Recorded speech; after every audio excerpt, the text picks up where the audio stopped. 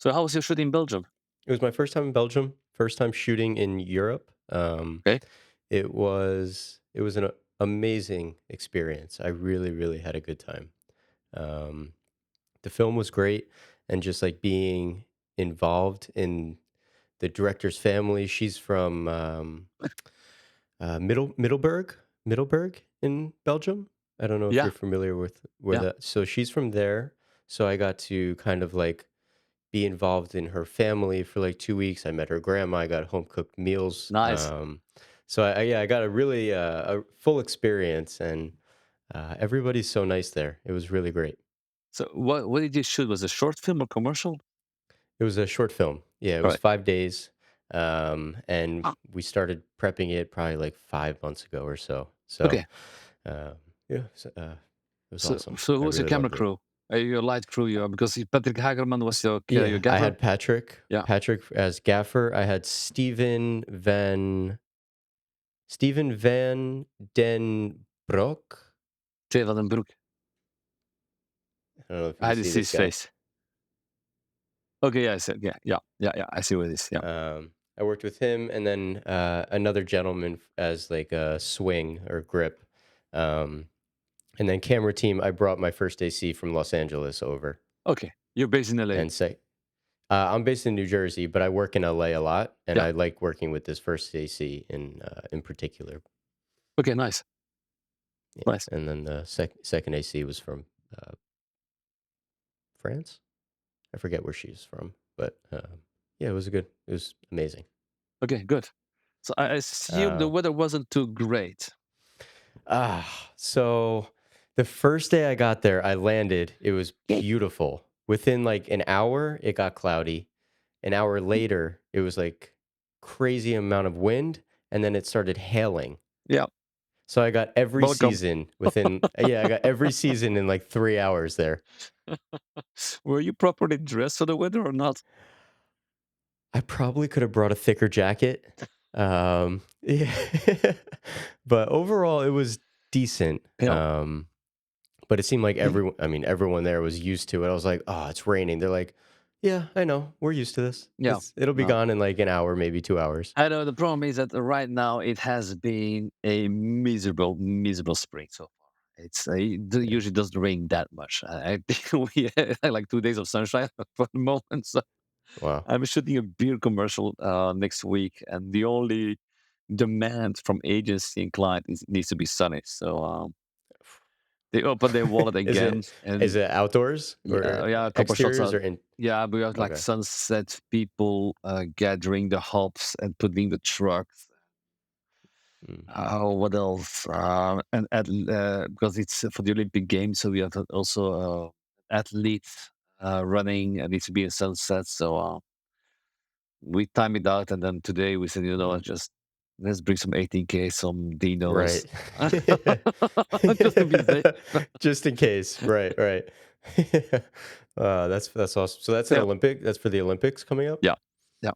Oh, wow, that's exciting. It's must be a big commercial. Fairly It big. for Belgium, it is kind of quite big. Yeah, yeah. Mm. Do you shoot a lot in Belgium still or No, not really? no. I do maybe 2 or 3 jobs in Belgium a year, Oh, wow. and otherwise all overseas. I do one feature or TV show a year, and then the rest is all commercials. But also those are Mm, all mainly international. It's the couple of directors in Belgium I like to work with, and those are one mm, of those. And that's why I'm staying here. But otherwise, I'm traveling. mm. And your home base is in Belgium, though? Like, your That's correct. family's in Yeah, Belgium, that's where you live? yeah. Mm. Do you think, like, the balance of one feature, one show, and all commercials is, like, a pretty healthy balance? 'Cause I'm always curious as, like, someone that has, like, a family, even, like, kids. Because part of the reason I started this podcast is because, I'm getting married in 20 days. Congrats. Eventually thank you. Eventually, I would like to have Not in kids Belgium. of my own. Huh? Not Not in in Belgium. Belgium. No, no. No. Um, You want son? I eventually, get it. yeah, yeah, for sure. Eventually, I want to have kids of my own, Yeah. and part of the reason I started this is just like talking to people that have, families that are at like a high level in this career and how they how they do it really. I'm always curious as to how people manage the relationships of family in this I industry. think honestly that's the most complicated thing. Yeah. That's really the most complicated thing. Yeah. So, and my first feature was in 2016 when I was shooting Beirut with John Hamm. Yeah. It was directed by Brett Anderson. And the moment, because I have an agent from 2013, and in the beginning I was like, you know what, I'm looking mainly for bigger commercials, better commercials. My goal is always to go for features, but at that point I was like, let's first start with bigger commercials. And it doesn't mean bigger budgets, but better scripts mainly. I'm always chasing the scripts anyway. Mm, Uh, and I told them features, yes, but not right away. And then a couple of years mm, after, they sent me a script and said, look, if you're interested, take a look, read it, see what it says. And then I talked to my wife about it. And in her mind, she was like, do your feature film. You're going to miss us all and you'll never want to do it again. mm. And I completely fell in love with shooting features. It turned out completely different. Opposite. Yeah.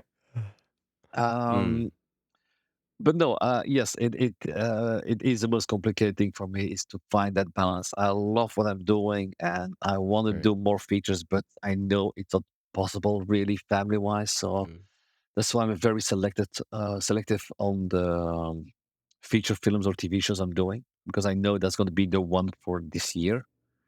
mm, So I don't like the idea of shooting a feature film just for the sake of shooting a feature film.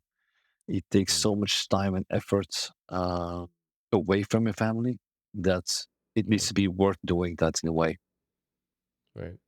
And when you're not working or you're done with a feature, how often are you taking breaks? Like, what do those breaks look like for you? Are you done with a feature or show and you kind of just like start right back into commercials? Yeah, yeah. A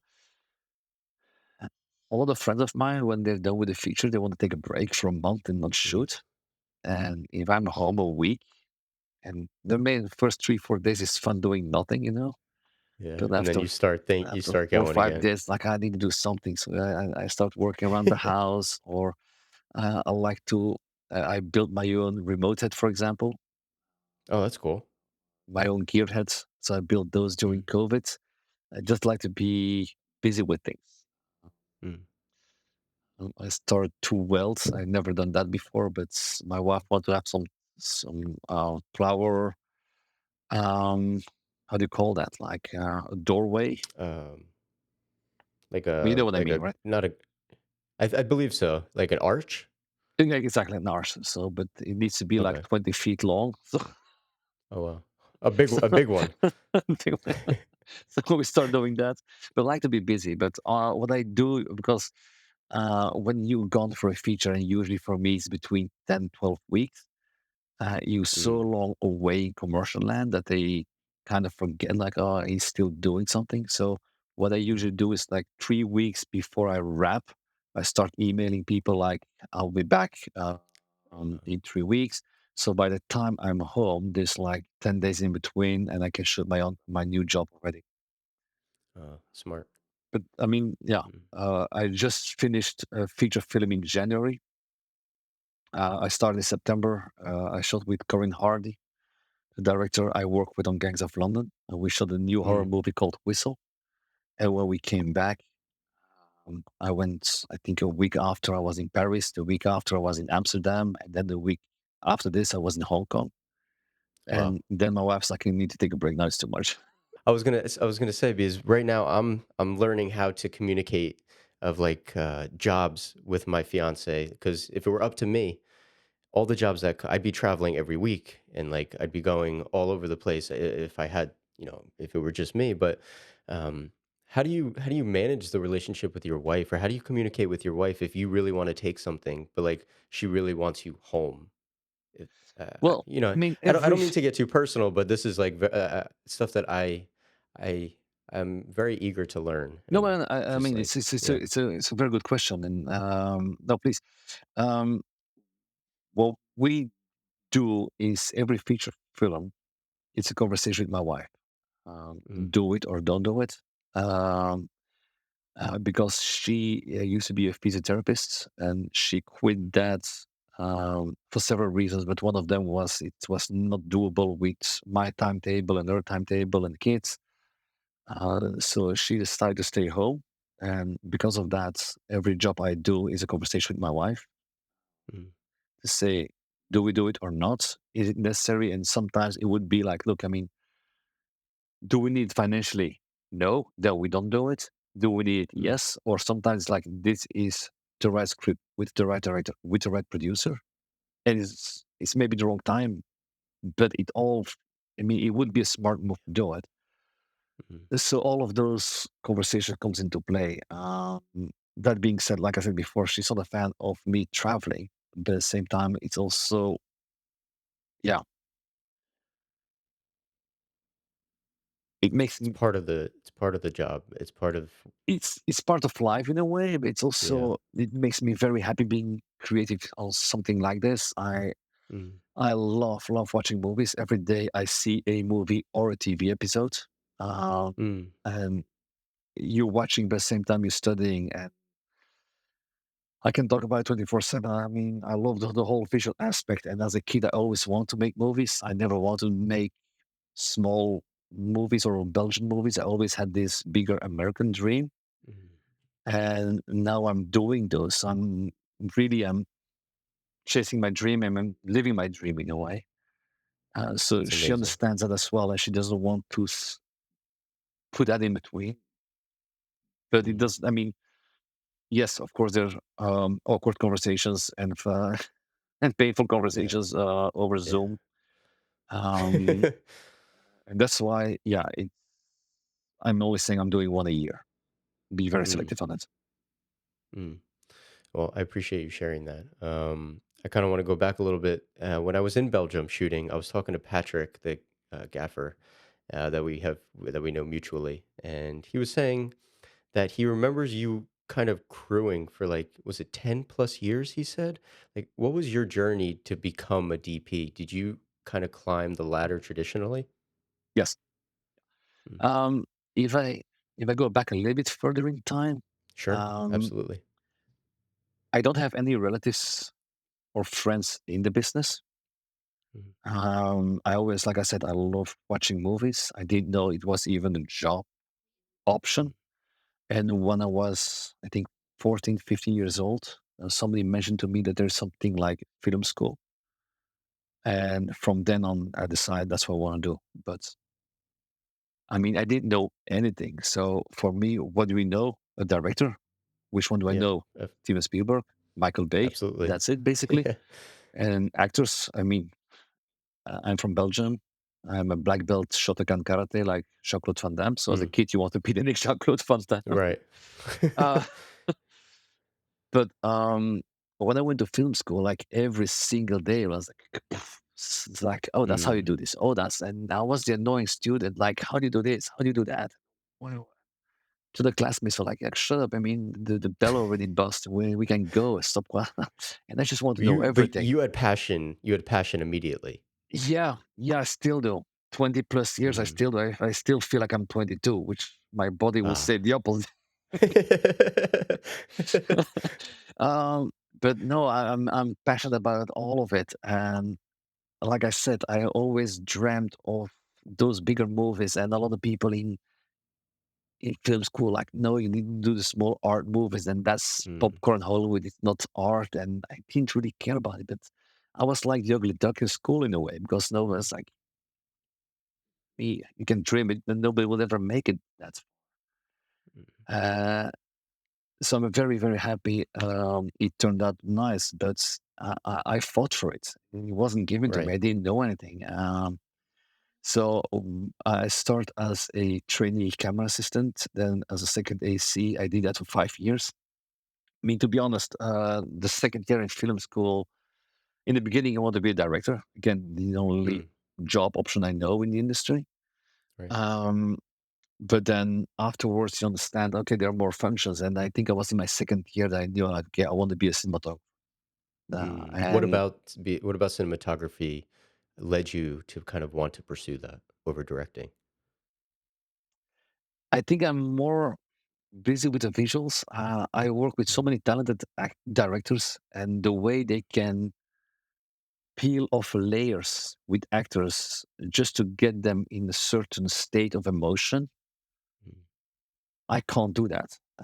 mm, I don't have any ambition to become a director. I always want to be a DP, and I love the idea of collaborate with the director and see how we can visually support the story and mm, try to find new ways, creative ways of doing that. But I don't have any ambition to direct, to be honest.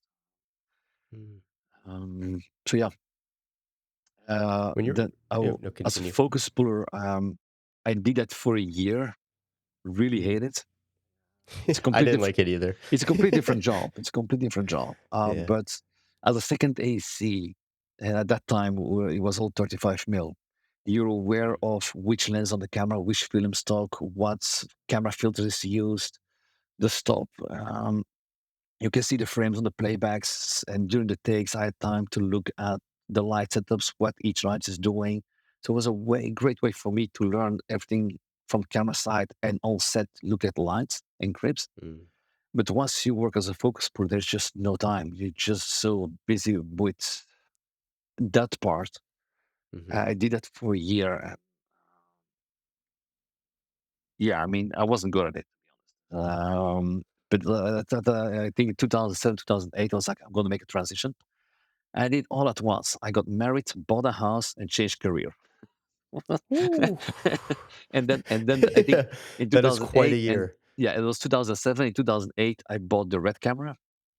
And then we had a recession. I was like, oh, all my money into a Oh, camera. Now boy. we have recession. And Amazing timing. Perfect yeah, timing. yeah. And at the same time, it was perfect because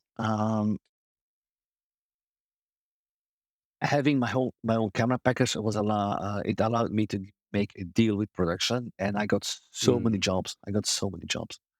mm, And I start shooting in the beginning was music videos, short films with friends, and then funny enough, I was shooting a student final project, and then when the movie was done, I realized that the director's mom owned the biggest production company in Belgium oh, in wow. commercial. So I start shooting small commercials there, and Mm, I think in a way, as a as a cinematographer in the beginning, you have a lot to learn. mm, Um, Everything goes a little bit slower, but you'll hear me say passion a lot, but I was very passionate about what I'm doing. And passion is I would say, very positive virus that goes along to whole crew. And I think that helped me a lot by even if you give me the most mundane commercial and sell a jar of pasta sauce, I would make this the best pasta sauce visually I could mm, do at that point. And I treat each job like its own little gem. And you mm, go the extra mile and you push every department together. And I think if you're very enthusiastic, your crew gets enthusiastic, and it can only flower from there. So I think that really helped me a lot in the beginning, just to pursue that passion in a way. You find the same directors, and I want. Honestly, I don't care too much about cars, but I always want to shoot car commercials because you have the Russian mm. horn. Yeah. Early in your career in Belgium, we don't have a car market really. It's not the right country for car commercials, so you don't really have the opportunity to do car Russian arms. I mean, we don't have it. It needs to come from France. So the first thing they say is, "Do you have it on your reel?" No, oh, but you can't do it. Food commercials, your Phantom. I want to do that as well because I didn't want to go specific in one direction. I want to do everything a bit. Mm, So mm, and just taste a little bit of beauty, car, food, vignette, slides of life, that kind of stuff. So I want mm, different styles. And same thing with food commercials. They want to see my Phantom reel. It's like, yeah, I don't have it, but the same thing. It doesn't change. It's still a surface that's reflective, and mainly on the food mm, commercial, it's a lot about the food stylist way.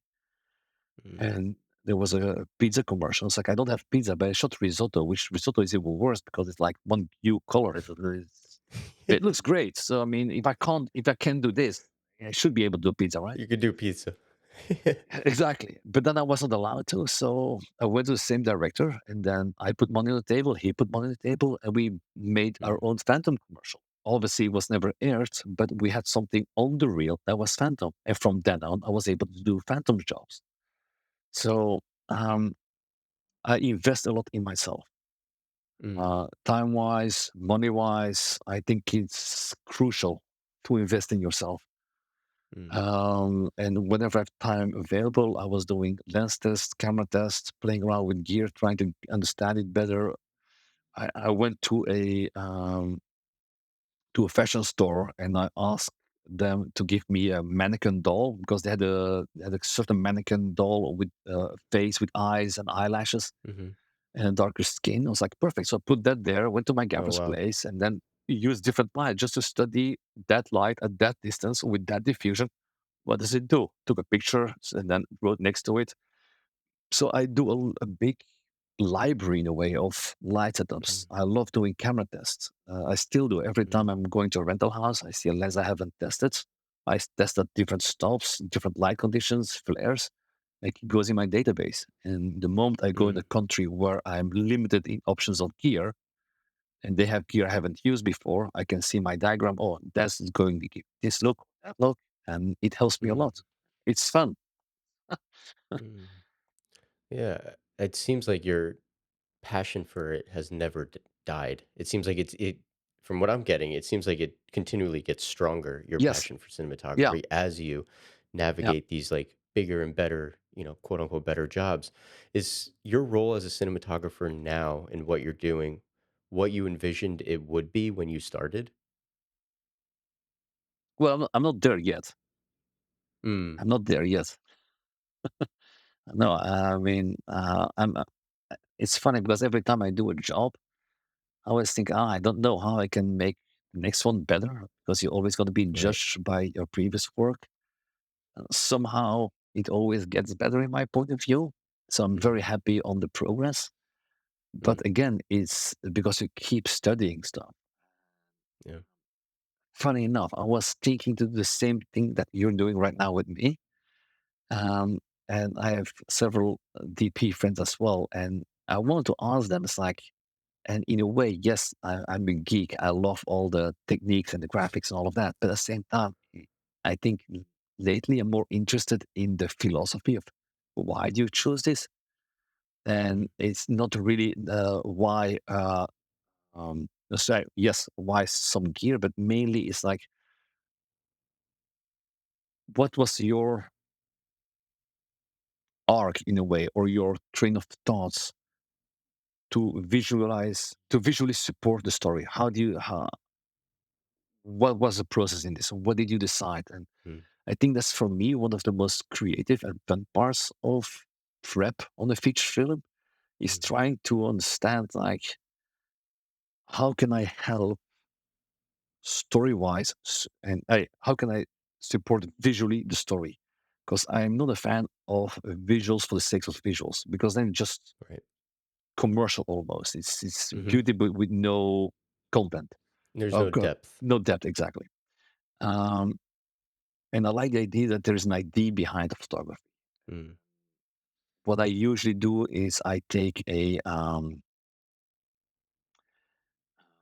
in my prep I make a kind of a rule book, mm. and I don't know. For example, hold on. I don't know if you've seen the movie Fractured. It's on Netflix. Don't worry if you haven't. You Uh, haven't. No worries. I won't I judge you. I don't know if I've seen I think I've seen it pop up. I haven't watched it yet. But it's in short, it's a story about a father. He's a family man, and his daughter has an accident on the road. He goes to the hospital. Mhm. She needs to go for a CAT scan. He falls asleep in the waiting room, and when he wakes up, the daughter isn't there. And he thinks the hospital is doing some illegal organ Like uh, transplant? transplants and all of that. And as an audience, you don't know what's real. and Mm, what's in his mind. And we played with that visually as well. On my other movie, Blood, also directed by Brad mhm, Anderson, it's mhm. about a boy who got bitten by a dog, and the Mhm. boy starts to change. If I It, could interrupt real quick, please, I remember reading an article about that movie, and you said initially that you weren't a fan of horror, but this film resonated with you not as horror, but as like a story about a yeah, child because you were a father. it's exactly. It's a love story It's for me. It's a yeah, love what's story. It's a love interesting, story of a mom. what I wanted to bring up there is like you're not necessarily thinking about the genre, but what is deeper than in the genre that you can resonate with. Yeah, no, exactly. Because for me, it's a love story of a mom doing Mm, everything humanly possible to save her kid, and that's something mm. that, as a parent, you recognize, and that's something that spoke to me a lot. And um, by doing a horror movie, I was like, yeah, I need to look at horror movies just to understand the I think I saw some build-ups. you watched Insidious for like 5 minutes or 10 minutes. I think I No, read that it somewhere, was yeah, it and was a then you turned it Conjuring. off. It was a Conjuring. The Conjuring, Conjuring. Then I was 5 minutes in with the Annabelle doll in the beginning. I was like, no, I can't handle Yeah, this. yeah. No, I mean, to be honest, I've been watching now a lot of horror movies because Mm, I just shot a new horror movie, and mhm. a lot of friend directors of mine are horror lovers. So I was in LA with Matt Beeler. He's a commercial director I Mhm, work a lot with, and every time I go, I can stay at his place. And I was there during the month of October. And I was doing a Walt Disney commercial. I think I was there for 11 days. It was like, you know what? October month is Halloween month. It's only horror right. movies. So I saw 9 horror movies in the 11 days. And then now with Corinne Hardy doing Whistle, we lived together. We shot that in Toronto, and we lived in the Mm, same house for the whole shooting time. We lived together, and wow. then in the weekends or whenever we had time, we went in the basement. There was a big TV, and we played a lot of horror movies. And I start to I really enjoy them now. But I think there's a horror It's funny movie. how that works. Yeah, I Yeah, love that. but there's a horror movie like, I don't know, like a Dracula movie or a monster Mhm, movie. It's horror, but that's fine. I think for me, it's more creepy when it's all about spirits, like paranormal activity. That freaks me out yeah, for completely. sure. So yeah, it's funny because right now I'm watching Wednesday with my daughter, and Oh, okay. Yeah, yeah. she's behind her pillow, and I find it so amusing. I told her when Yeah. my movie's coming out, Whistle, I need to go with her. I don't think I'm gonna watch the movie. I'm gonna Mm. watch her because it's so funny to watch her watch the movie because she's so emotionally involved. And Mm, last time she saw something, and you see, I mean, as a movie maker, you see the cut coming miles away, but she was the of course. she didn't know, and the creature whatever jump screen, and she gave herself a whiplash. Does she know what like, is she old enough to understand what you do, and has she watched all Yeah, of your films? my kids are almost 16, 14, and 7. Oh, okay. So obviously, my youngest isn't too much aware. Mm, My other daughters are aware. Um, so yeah, it's but they haven't seen a lot of stuff I'm doing because it's mostly thrillers and horror movies. So they're not watching yes. this. Right. I don't think they haven't seen any of Uh, my feature work. They only saw my commercial work. mm, mm.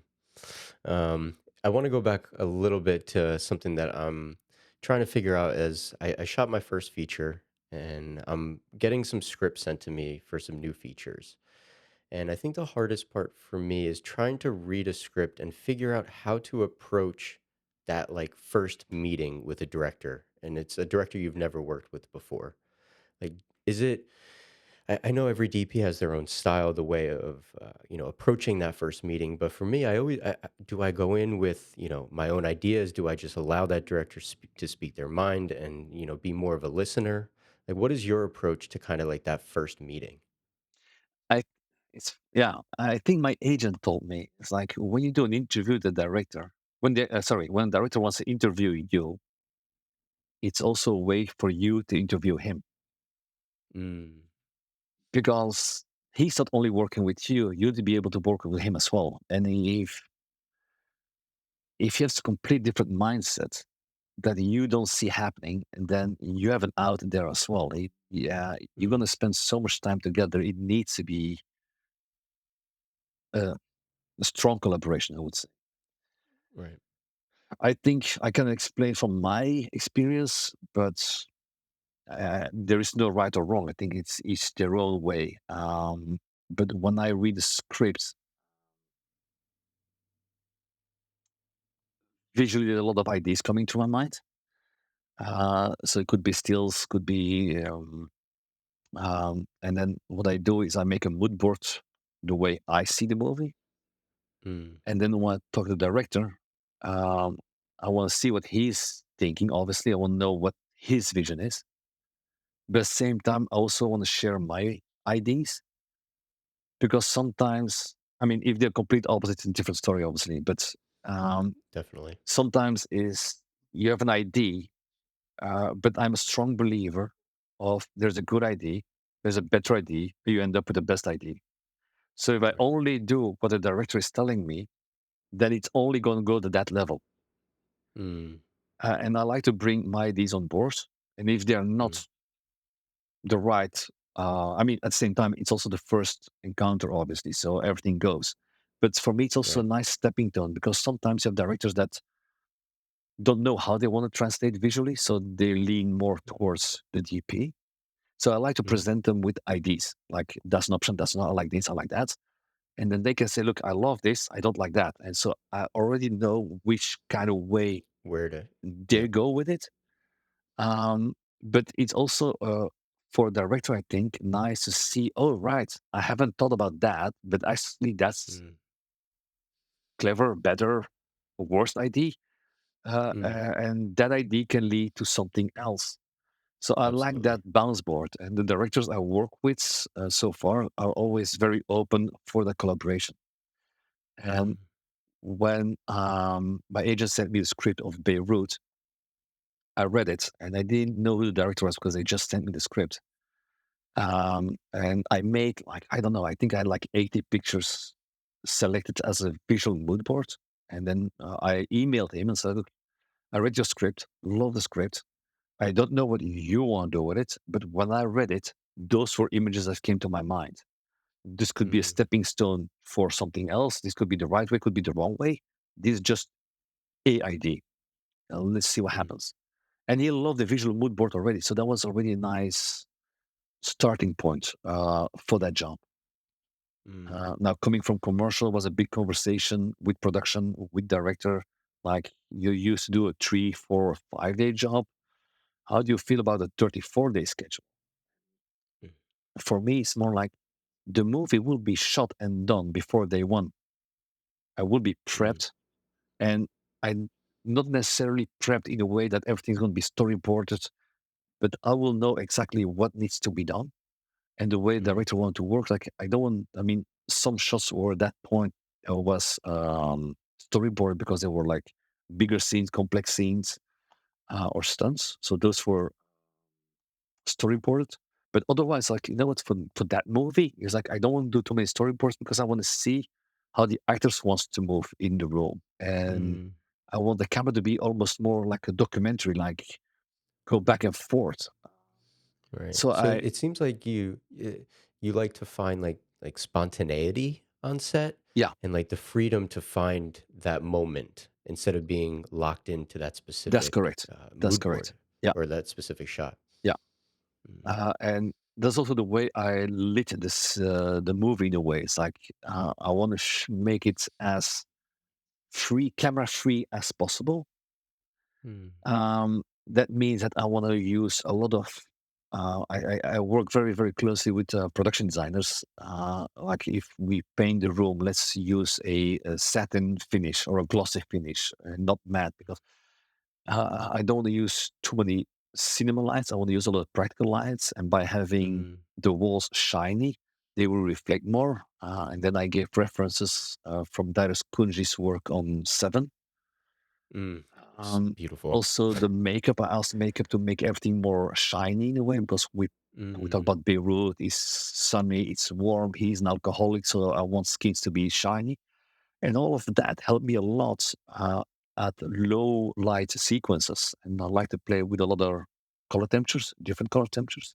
But by Mhm. having everything very reflective and a lot of practicals inside the room, it gave me and my second operator a lot of camera flexibility in a way for the energy that the director was after. Like, let's make it spontaneous. And you want Mm. to have some out of focus moments. So I didn't want everything to be perfect.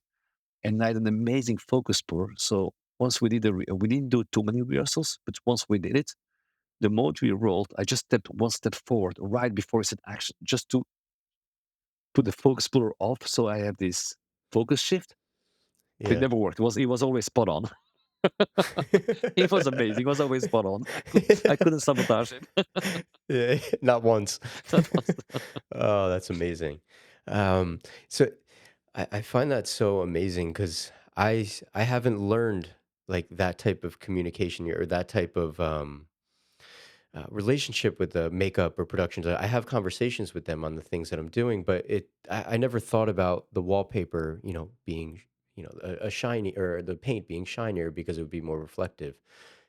I guess when you were coming up as a DP and you were, camera trainee, second AC, a little bit of first AC, what elements of your journey helped you kind of navigate and become a confident DP that, asks for these things? Like, did you have mentors?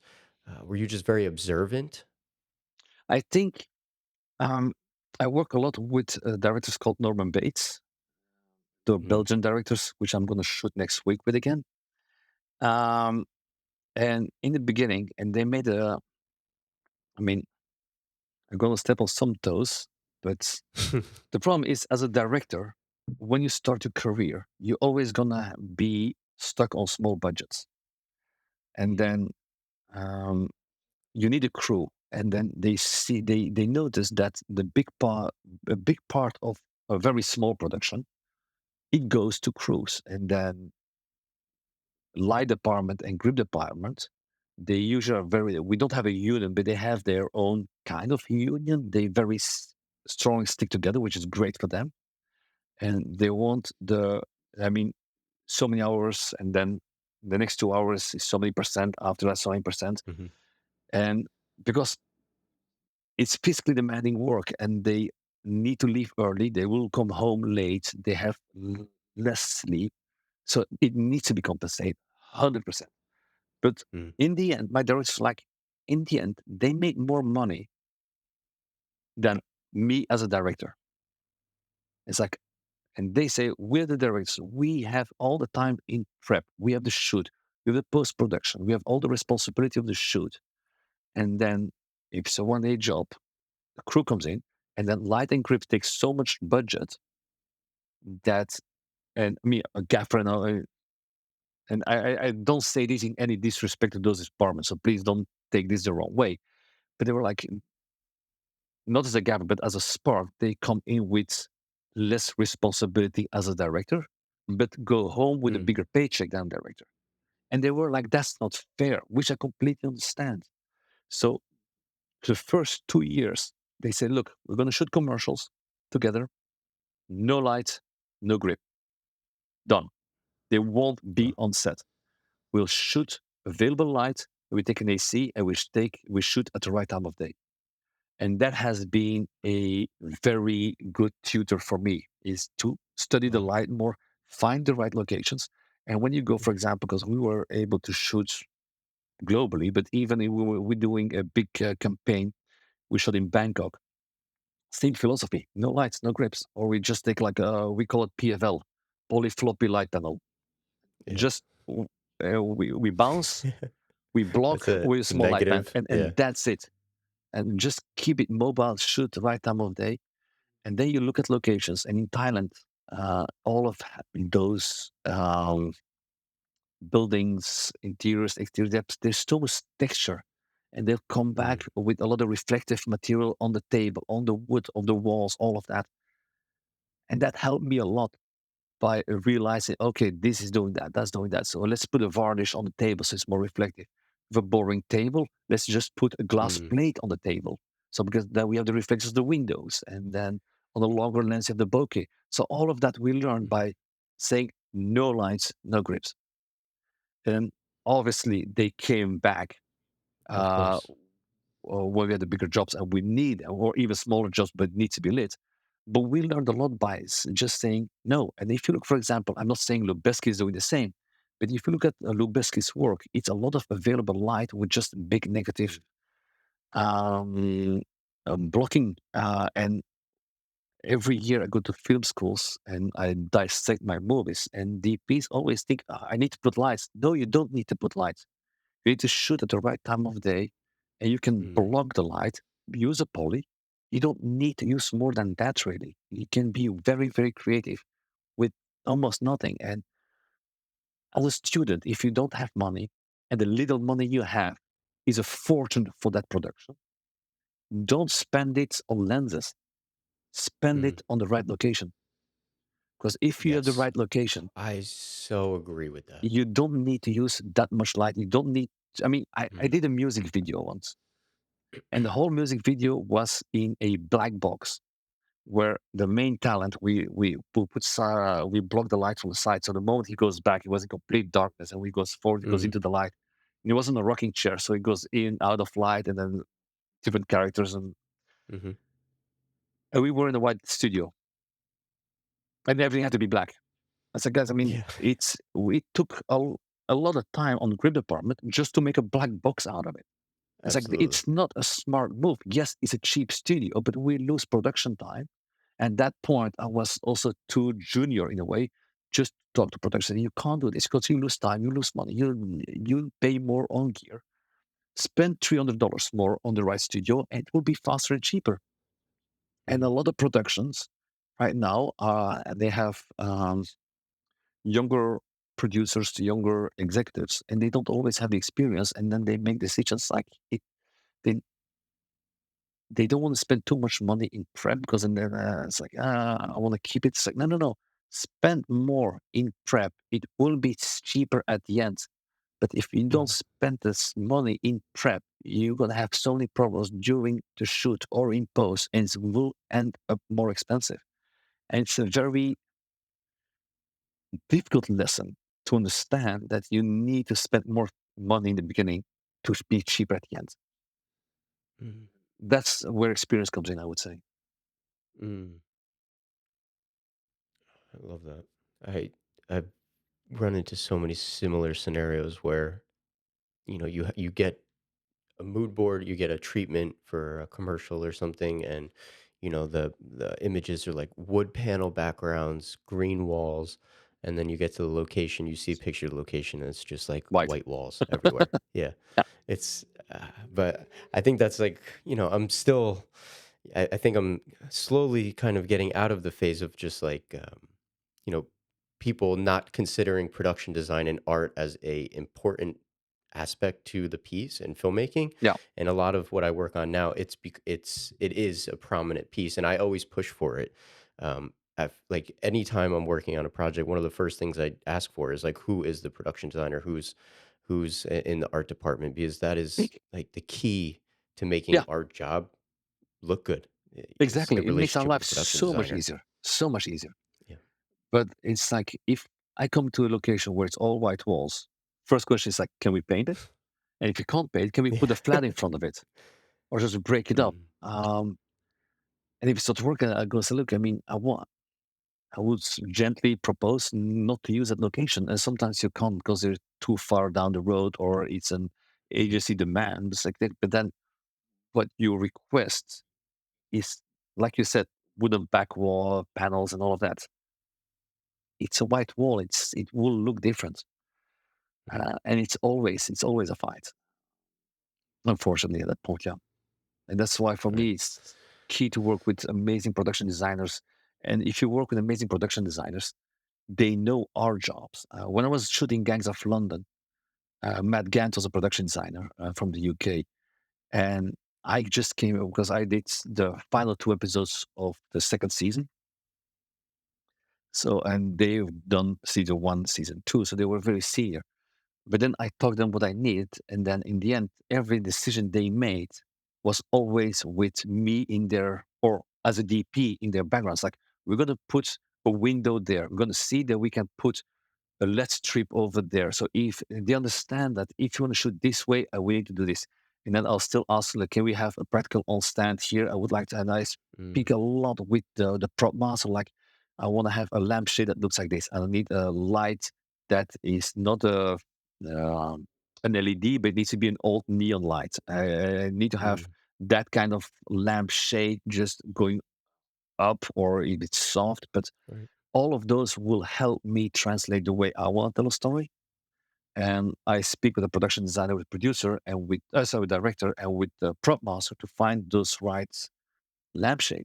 I told them, look, Mm, if we do a job, if I need five, bring me 10, because then I can see mm, which one works better. But sometimes it's too bulky, or it's too small, or it's too red, or whatever. And just by having, I always ask, give me a lot of options, because the way I mm, work is I don't really like the scene. I like the room, and I like the room with the intention of the scene in a way. But I will never light it just for one angle. I light the right. room that it works almost 360. Mm, So when the actors come on set, I try to keep my light as much outside through the windows, and then inside I like to use all the practicals. And then on the floor is like one or two lights and diffusion. That's it. So as an actor right. for talent, it's way more uh, uh, Freedom. They have the appealing, freedom. because you can feel the room. If you have an actor, it's Mm, completely covered in diffusion and blacks and whatever. And then there's a boom. It's like, yes, it's their job, but you block that. It becomes very, very artificial for them. And by opening up mm, the scene, it gives me a lot of freedom also for two cameras, and you can move faster through the rooms. Um, and it's a different style of photography, obviously. yeah. But for what I'm doing, it works really well. It helps everybody. And Mm, actors like it, because when you change the angle to the opposite side of the room, I don't need half an hour. I mean, I just move two, three things, ready to go. And actors don't need to go back to the trailer. In 5 minutes, I'm ready to go, so they can stay in character. There's a good ambient on set, and yeah, uh, I mm, think it benefits everybody within the room. The producers are happy because we keep moving. The crew, there's a nice flow to it. The talents can keep within character. It's a win-win. mm. Amazing. Um, did I want to move to the gentleman, if you don't mind? Because I when I first saw it, I binged it immediately. I think I watched the entire season in like 2 nights. I believe, yeah. It it So I'm talking it to a really fan. yeah, I am big fan of that show. Just walk me through this kind of process. How did you get involved? This is your first project with Guy Ritchie, is it? Well, I did work with Guy Ritchie. It's a Guy Ritchie series. Guy Ritchie directed episode one and two, and Mhm. then other directors stepped in. And I did episode Mhm. three and four with Nima Nourizadeh. Mhm. Mhm. And I haven't worked with Nima before, but when I was doing Gangs of London, he was doing the block before me. He did episodes five and six, and I did seven and eight. So we came across each other. When the show came out, we saw each other's work. Mhm. So that's how I know Nima. Um, and the producer was the same producer from Gangs of London as well. So the Mhm. producer knew me, the directors, we haven't worked together, but he knew me. He talked to Corin, the director, as well.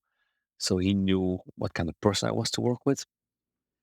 Um, why am I saying this? Because a lot of people have a lot of egos on set as head of departments. And I always say, Mm. like, for me, egos is always in the way. Leave it at home. It won't help. Mm. Again, Mm. I'm a big believer of good idea, better idea, the best idea, but ego will always block that in a way. So Right. I deviate a little bit, but why am I saying this? Because the way I work is I like to include my crew.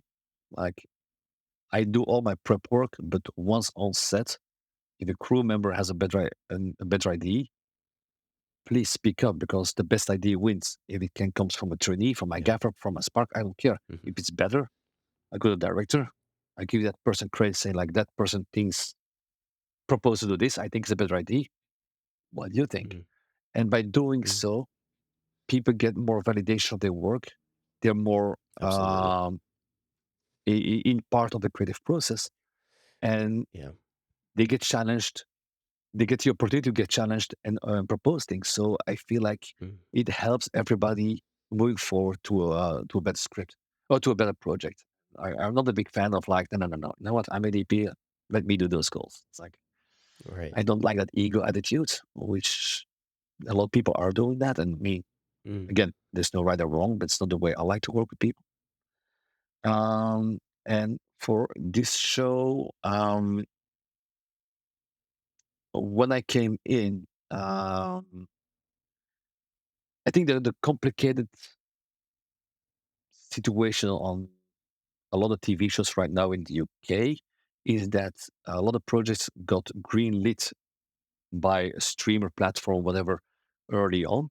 And there's only like Mm. one episode one and two, and all the rest is not even written. So they are already in production for one and two. And meanwhile, you have the writers, showrunners writing the other episodes. So you're always behind on everything. And Mm. that was on the gentleman also. I think that that's the biggest challenge would be that is that things kept changing all the time. We built hallways and we built our own lights, and then the next day, when everything is built and ready to shoot, next day they say, okay, we crossbar this, we crossbar that, and then all of that Mm. money is lost in a way. And I mean, that's the way it works, but it makes it more expensive at the end, I would say. But I mean, Yeah. it ended up in a great show, so it did work. Mm. But it makes it harder in prep because you don't know where it's going and everything keeps changing.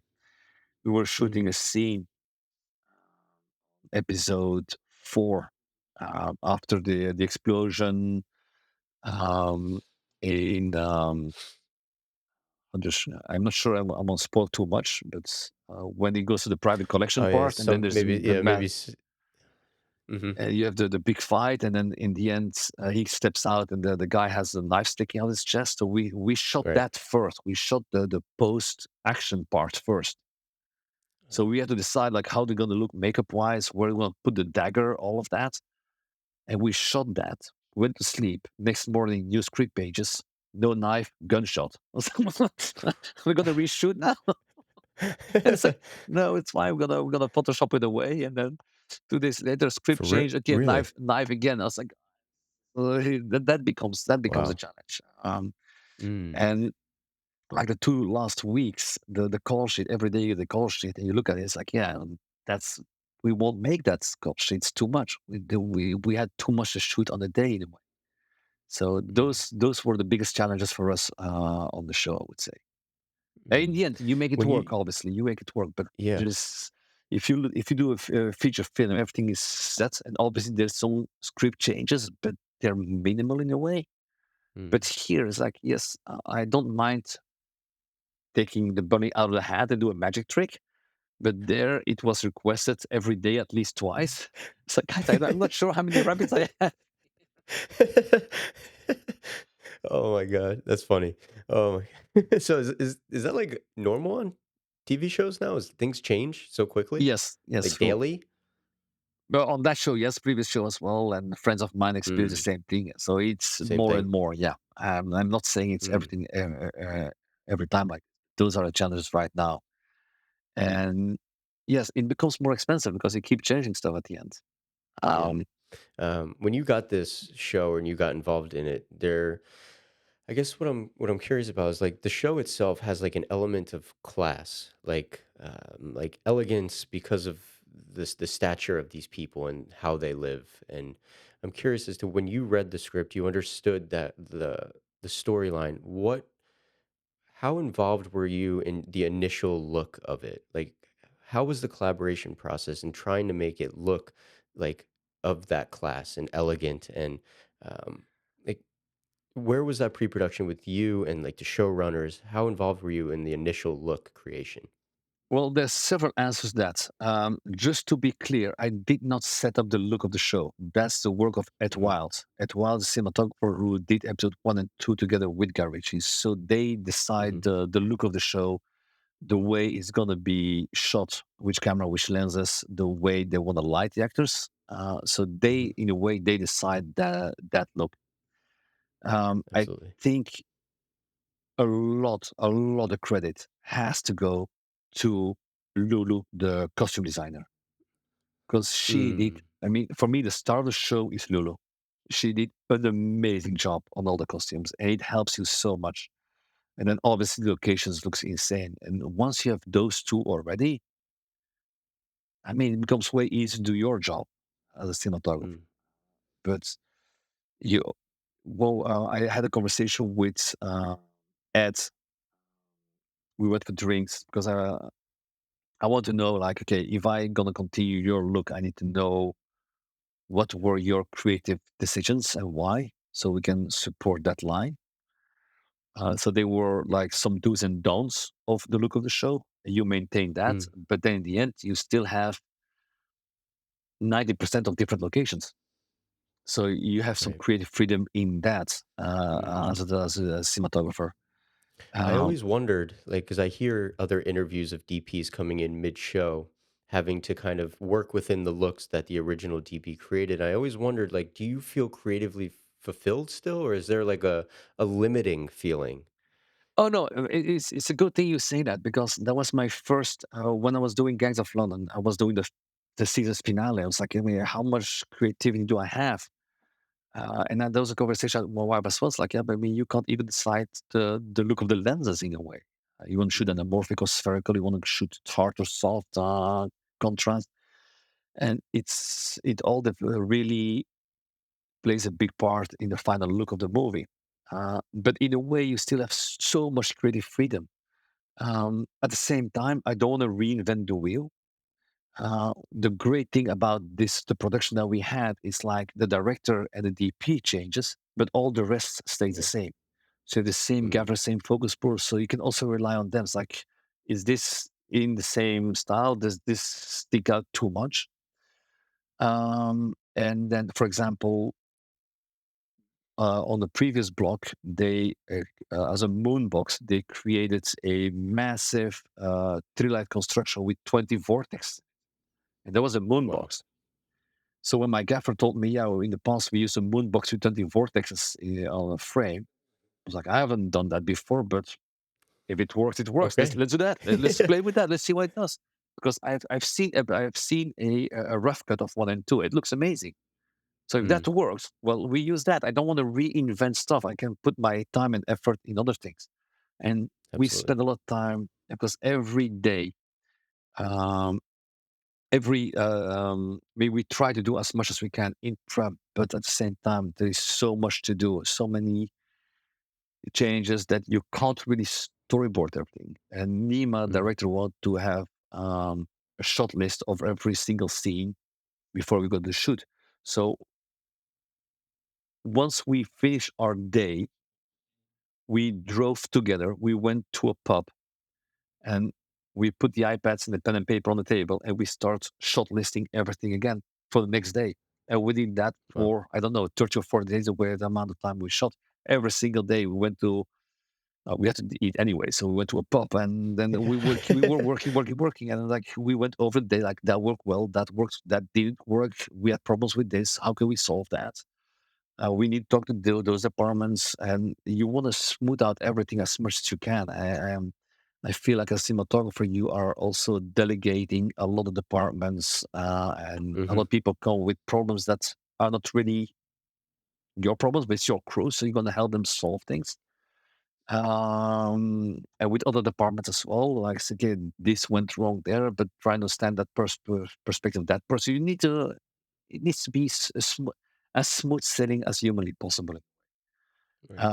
So you're doing that a lot. At the same time, you're trying to see, because we want to shoot everything with two cameras.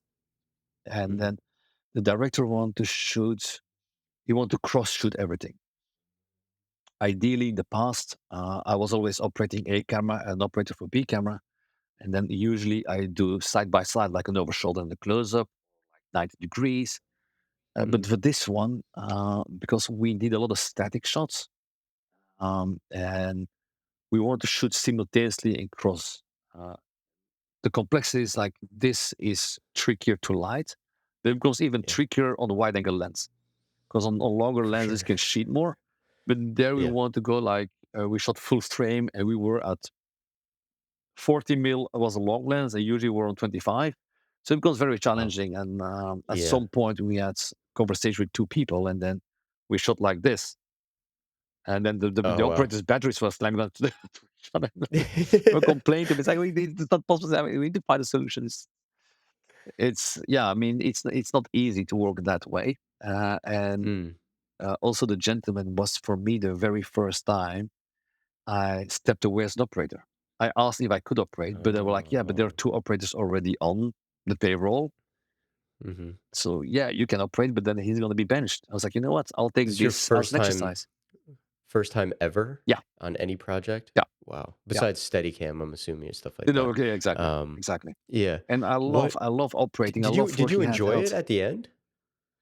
Yes, but I mean, I made it very clear to them. Like this on my new project, Whistle was the same thing. I was like, you know what? The director want me to operate. It's like, no, no, let me have two operators because then I can stand next to you. And as much as I love to operate, sometimes it's easier because then you have Mm.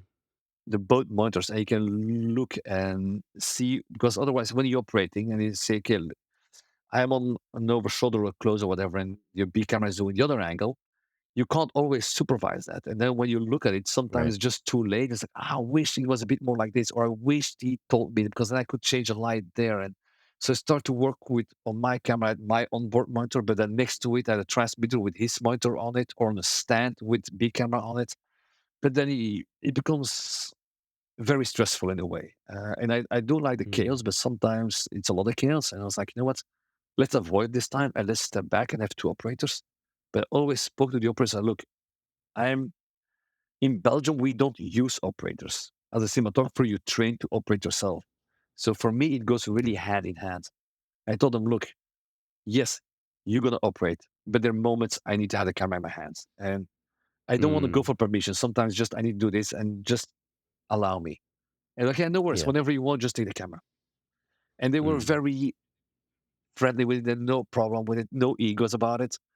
Um, because sometimes if you do handheld, you want to go on instinct and Exactly. It's a you want to feeling. feel the scene like it needs to be zip and there, Mhm. just pushing there. And we always use the intercom system, but I told them as well, so look, if I tell you to do a close up, don't just hold a close up. If as an operator, if you feel you want to push in, if you feel you want to rotate, do it. Because 99% the instinct is right. Because if you wait for me to tell you, by the time I tell you push It's in, too late. you need to register, be ready and move in. Even if it's a split second, Mm. it will still jar because it becomes a mechanical move. But if you do it on Mm. instinct, it becomes natural. It's like just follow your Right. instinct. So in a way, the great lesson I learned is the perspective of time is different. Mm. Because as a director, it's like, can't you move faster? I'm waiting, I'm waiting. It's like, no, no, no. If you're on the dolly, you're doing all of this, you're busy the whole time. But now you need to stand next to the director and say, okay, let's move a dollies. And they say, guys, I mean, can't you go pause on this? I mean, does it really need... So the perspective of time, I mean, it's completely different. I was like, okay, now I understand what the director is going through. I never imagined that before. And Mm. shooting those mansions, I mean, as lovely as they are, it's tricky because the carpet is that old. It's a it's a monument, the carpet basically. So you can't push Yeah. dolly on top of the carpet. You need to put your own carpet on their carpet, push dolly on that carpet, and you need to move the dolly like 3 feet to the right. You need to put another It's a carpet, put it to the yeah. left, push it, and so it's so time consuming. Mm. Um, so yeah, that was a challenge. But having stepped aside and having two operators, you can really perfect your frames. Like it's a perfect match for the shot, reverse Yeah. shot, in the over shoulders, in the close up. because you see both angles, and then you can say, you know what, gently pat it left, zoom in a little bit there, and but then you can mold it in a way, and that's something I Mm, really enjoy doing. That, yeah. And also at the same time is I set up the first frame. Like I need a camera here, the other camera needs to be there, and then you take it over, make it better, and gives me time to spend more time with light, with grip. And if that's mhm, doing, I'm going to the first AD, like, okay, you know what? We can gain time on this if we change this and that. I can go to the director, say, maybe that's not the, it's maybe an idea. I know we planned it like this, but now that everything is lit and set and the actors are playing, it might be better for those two shots to combine it. So it gave me other conversations while other people are taking care of the cameras. And I really enjoy that. Yeah. mm. But there are moments that you want to have the camera in your hands, obviously. Of course. Yeah, of course. I a couple about 4 months ago, I broke my leg, and I was in a wheelchair, and I had a big cast, and I had to get surgery, so I was immobile Well, for a couple months, and while I that's was painful. working, fortunately, I work with a lot of production companies that were really generous and still gave me work even Yeah. though I was, not able to move. And this was my first time where I didn't operate a camera on any commercial, anything for a short film for like 3.5, 4 months. And I used to love operating, like I still love it. And I thought I would never, let go of the camera, but it made me realize how much more focused I am on the image and the picture and not like, oh, I got to make sure my shoulder's okay for this. I got to make sure, I'm composing this correctly. I just focus 100% on the image. And it changed my perspective on my role as a DP when I'm not operating. I I actually fell in love with not operating, to be honest with you. You know, I hear you. I hear you. And it makes complete sense. I do like operating because I like the intimacy you have with Yeah. talents. Mhm. And sometimes I have operators. I mean, it happens me. It happened to me once on the commercial, where I need to have a second camera, and the guy was always on his phone. Mm. At some point, it was a big brand commercial with big directors as well, and the guy was on his phone, and then okay, camera, and I look at phone away, camera, cut, camera away, okay, phone again.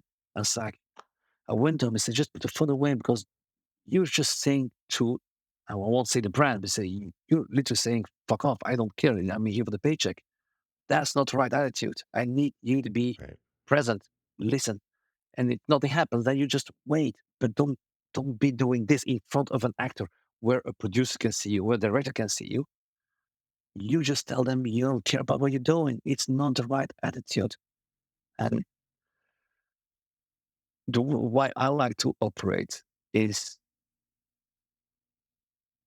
there was a TV show I was doing in Belgium, and there was a scene where an actor had to be very emotional, but he's like a tough guy. He doesn't show emotion, so there was like, you know what, you're crying inside, but you're not showing it. But I need to feel it. And it's an amazing actor, and I'm behind the camera, and he's giving me performance, and gives you goosebumps. And Yeah. they're just further away because of reflections of that, and they say cut, put the camera away. And before even the director can come over, I went and said, look, that was amazing. That was amazing. I mean, you really touched me. Whatever the note of the director is, I mean, that was quite something. And you gain a trust with actors. I'm there to make them feel. I mean, you don't bullshit about this. You need to be sincere, obviously. But Absolutely. I was talking to on the show with Michelle Monaghan when we were doing Blood. I was halfway through production. I was like, you know what? Because two cameras and sometimes goes a lot and things change and you can't do overtime. We're doing middle of COVID as well. It's like I told Michelle, like sometimes I wonder if it'd be better for me just to step aside, have two operators. It's just no. I want you behind the camera because the moment they say cut, I'll be able to look at you and see how you feel about it. And that's something Mm. that you enjoy having a relationship with an actor. Um, if the way I will always make sure they're it's a safe environment to work with. It's a silent environment to be around the camera. And whatever I need to hide something like pimple or whatever, I'll lie. I say, I'll cover you. Don't worry. I will make you look great. Or, I mean, whatever needs to be done. Maybe it needs to be ugly for Yeah. the emotion of the scene, but you there to protect them because there's so much stuff going Mm. on. They need to be safe. And if they feel comfortable with you around them, they will open up even more. Their personal space becomes bigger and you can enter more and even get better emotions. And that's why I would like to operate is actually just to have these close collaborations with actors and the trust that you and sometimes you can just do small things. It's like just change that give that reaction a bit or later it helps me for this and this reason. And you, these small things and makes everything better. And that's what I love about it. It's also you're the first viewer. I mean, Right. because I love the viewfinder, there's You're right. nothing else Absolutely. than what you see in this blackness around and just your Mhm. face. And if you're behind a monitor, you see the monitor, but you see the dolly, you see the light, you see the boom, you see the guy talking, and you get Mm. sometimes you feel more like There's a disconnect exactly. a And the little. director can say, I have it. I go back, say, you know what, let me do one more, and I'm going to do a small change on my end, or I'll say I have to do something because you feel, like you said, a disconnect. And when all of this comes together, it says, good, you turn around and there is a big smile, you know you have that connection. Yeah. But you only know it because you're the first viewer. You feel the scene, but it's like, yeah, I know, fuck, I had to push earlier, or I had to rotate there, or just stand still. Maybe I should have done that. Mm. And I like all of this. I mean, I do a light design plan and sets, whatever.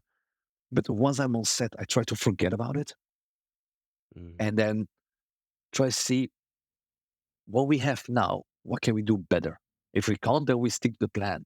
But I always try to keep an open mind just to see if we can, with everything that we had already in place, can we even make it better? What if we do this? What if we do that? And I feel sometimes an operator is easier. If it was very Mm. complicated, it's easy to say, just you take care of that, then I can do something different. Yes, it depends a bit on the situation, I assume. Mm. I appreciate that perspective because I do agree the intimacy of operating is unlike anything like on set. It's such a unique experience Yeah. being that so close to an actor. Um, you know, I, I we're running a little bit over time in terms of just like my normal time doing this. Hopefully, are you still okay Yeah, a no little bit worries. No on time? worries. Yeah, I'm Okay. having a blast. Um, yeah, I hope so. I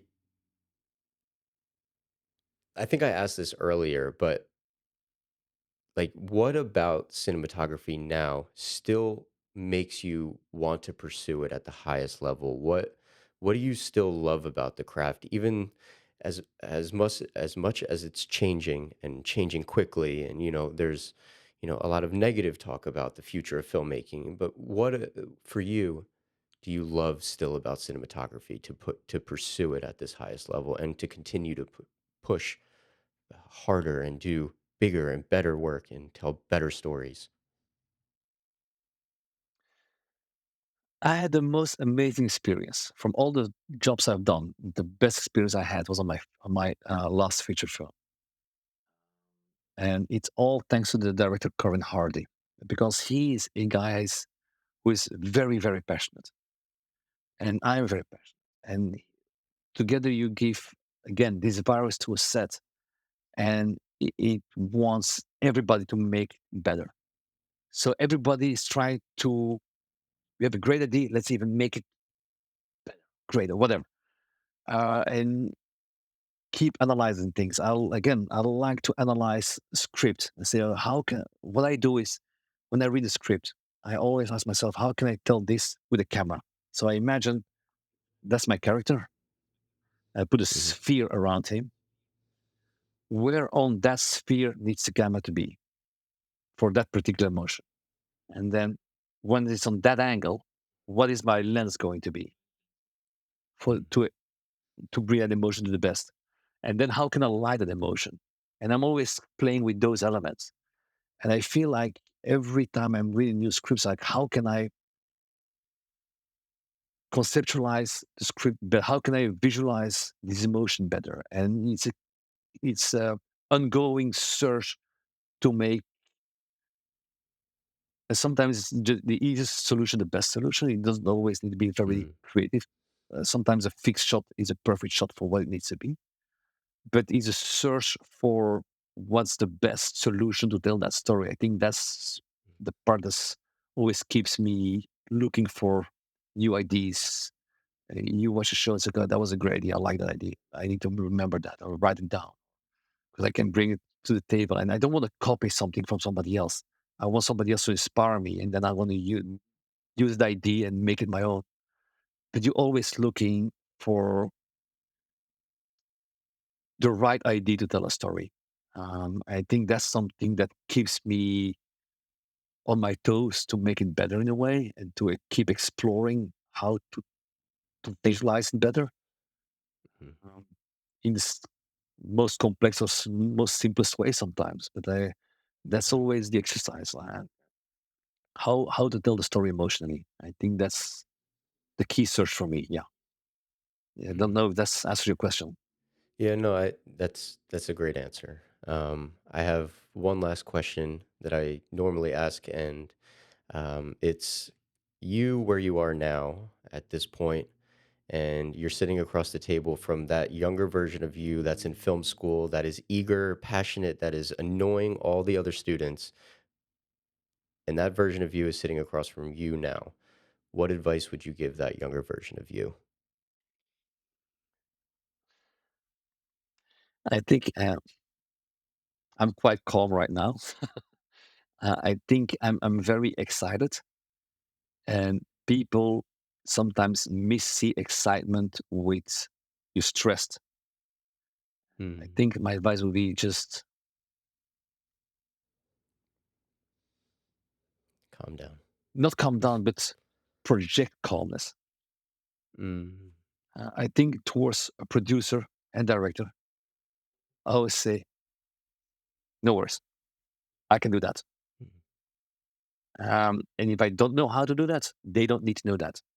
That's why I have my mm, crew, and I lead a lot of my crew. I have an amazing crew, and I spend a lot of time interviewing people to find the right crew. And well, like each of them, I tell them like I'm going to be away from home. I'm going to miss my family. I want to build a new family. I don't need mm, a crew. I need family around me because we're going to see the best and the worst from each other. If you owe this crew member money, if you are sleeping with this person's partner, I don't want to put you together on set. If you have a big right. ego, it's all about you. I don't want to be dealing with you. We're going to have enough on our plate with this movie, this project. I want all the noses to be pointing in the same direction. And I want, I mean, we went for drinks during the weekends. We went to spas. You get to know each other. You can get invited by crew members' families. And I love this. It's a family. The film sets a family in a way. You take care of each other. And that's what I like about this industry in a way. And I want to have the right people around me because you inspire them and they inspire you to bring the best to the table, to support each other, and to give each other the better opportunities. Like for me, it's like I don't care if I take this shot or that shot. Which one do you prefer? I need both anyway. Mm, You prefer this one? Go for it. I'll take the other one. To- Unless I need for particular reason. But otherwise, like no. I mean, just be collaborative, friendly, supportive to your crew.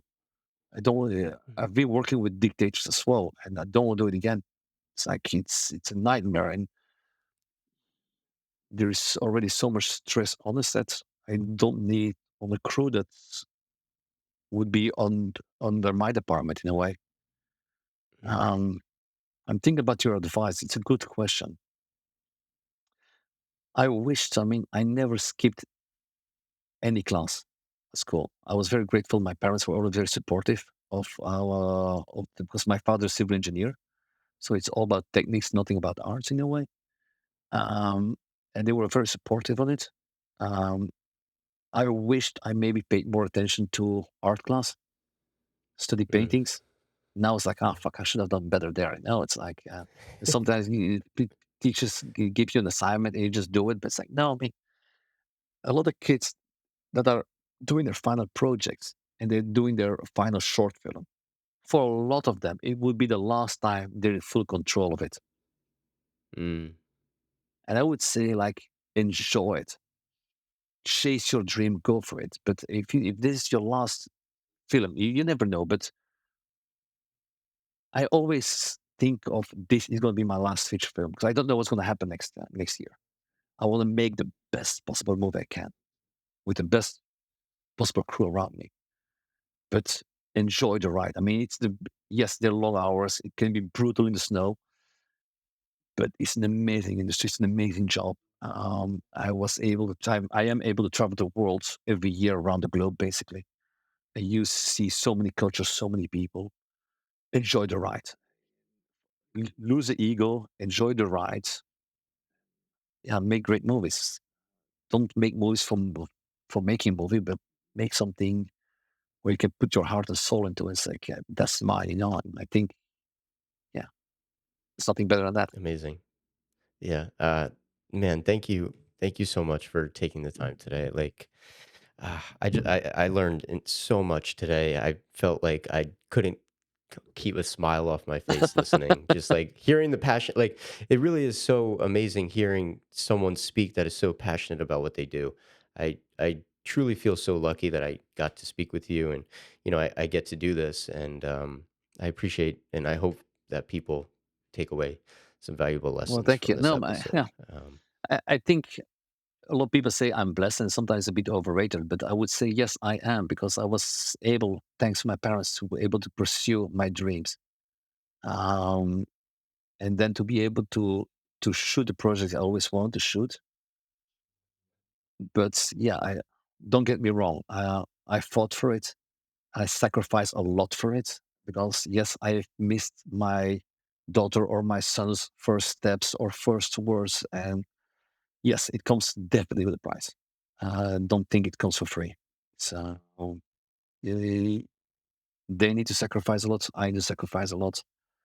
Um, you just need to make for yourself aware if it's worth it or not. I would say it's um,